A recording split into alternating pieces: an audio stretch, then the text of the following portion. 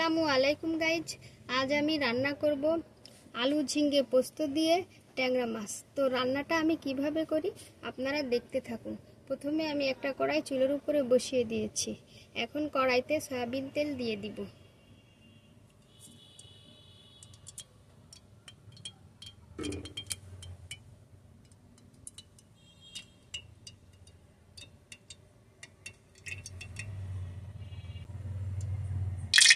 Soybean তেলটা গরম হয়ে গিয়েছে। এখন আমি ট্যাংরা মাছগুলো ভেজে নেব। এই যে ট্যাংরা মাছ,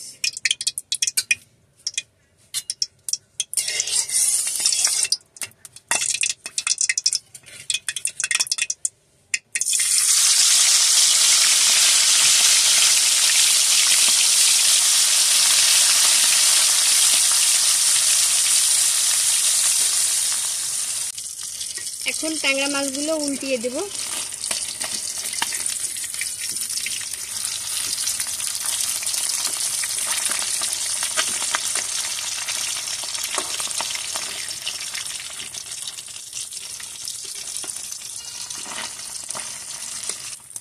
মাছগুলো ভাজা হয়ে গিয়েছে, এখন নামিয়ে নেব।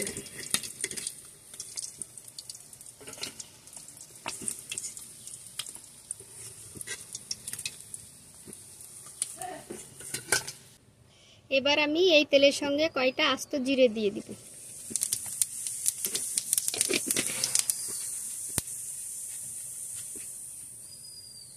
জিরেটা ফুটে উঠলে এর সঙ্গে আমি আলু দিয়ে ভেজে নেব।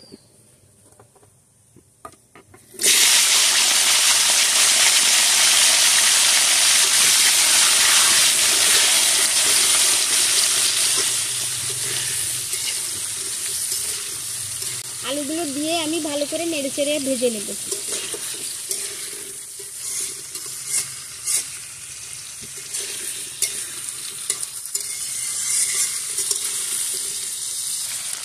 আলুগুলো আমি অল্প করে ভেজে নেব।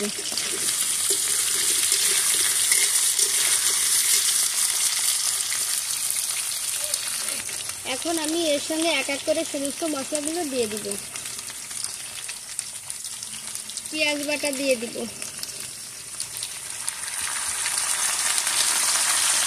আদা রসুন বাটা দিয়ে দিব,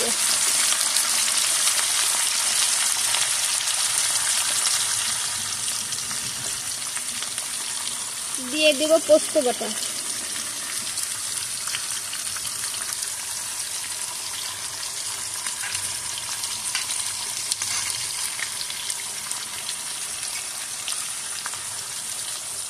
এখন দিয়ে দিব কাঁচামরিচ কেটে রেখেছিলাম, দিয়ে দিব।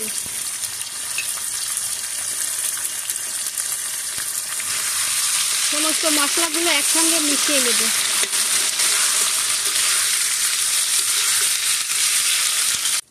এখন দিয়ে দিব পরিমাণ মতো জিরার গুঁড়া, দিয়ে দিব স্বাদ মতো লবণ, পরিমাণ মতো হলুদের গুঁড়া দিয়ে দিব। এবার আমি সমস্ত মশলাগুলো ভালো করে কষিয়ে নেব।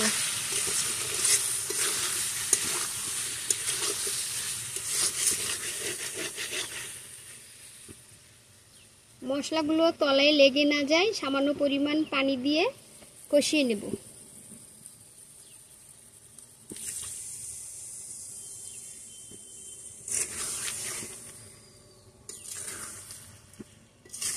ভালো করে এপাশ ওপাশ করে মশলাগুলো দিয়ে আলুটা কষিয়ে নেব।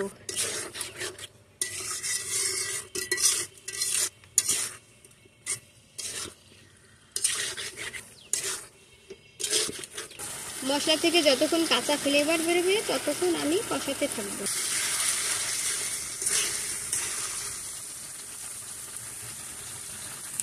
এই যে মশলা থেকে তেল ছেড়ে দিয়েছে, আলুগুলো আমার ভালো করে কষানো হয়ে গিয়েছে। এখন ঝোলের পানি দিয়ে দিব।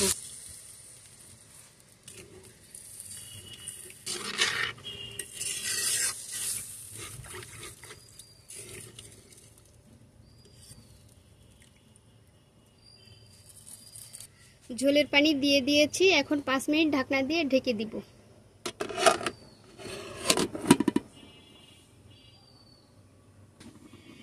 এখন আমি ঢাকনাটা নামিয়ে নিব।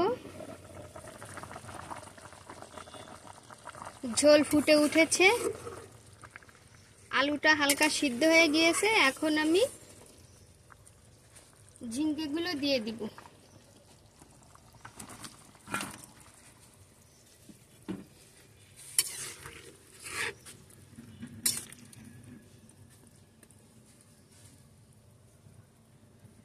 আবার আমি 10 মিনিট ঢাকনা দিয়ে ঢেকে দিব। এবার আমি ঢাকনাটা নামিয়ে নেব।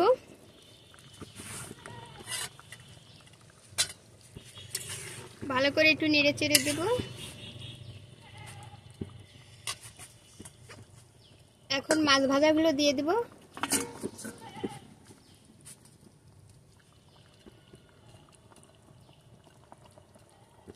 মাছ ভাজাগুলো দিয়ে কিছুক্ষণ রান্না করে নেব। মাছগুলো আমি আস্তে আস্তে নেড়ে চেড়ে তরকারির সঙ্গে মিশিয়ে দেব।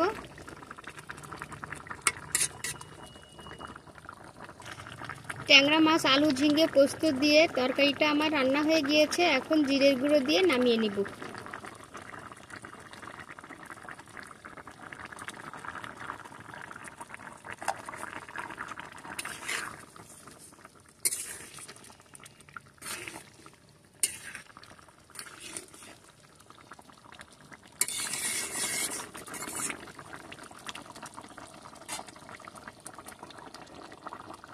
তো গাইস, আলু ঝিঙ্গে পোস্ত দিয়ে আমার ট্যাংরা মাছের তরকারিটা হয়ে গিয়েছে। আমার এই রান্নাটা যদি আপনাদের ভালো লেগে থাকে তাহলে জিএম ভিলেজ বিডি চ্যানেলটি সাবস্ক্রাইব করে দিবেন এবং বেশি করে লাইক শেয়ার কমেন্ট করে দিবেন। এখানেই শেষ করছি, ফিরে আসব নতুন কোনো ভিডিও নিয়ে। সে পর্যন্ত আপনারা ভালো থাকুন, সুস্থ থাকুন। আল্লাহ হাফেজ।